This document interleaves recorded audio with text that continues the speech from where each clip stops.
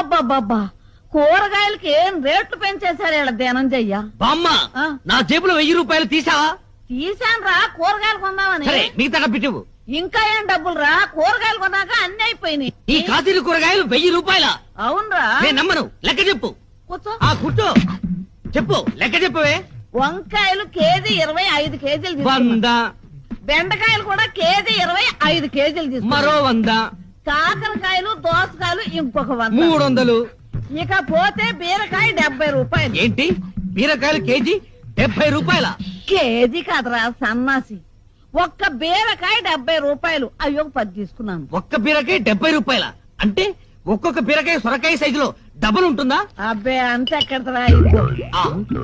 తినే బీరకాయలు కాదా బామ్మ, తాగే బీరకాయలు తెచ్చావా? అవునరా, మొదట్లో 2 తాగితే శక్తిగా ఉండి నిద్ర వచ్చేది. ఇప్పుడు 5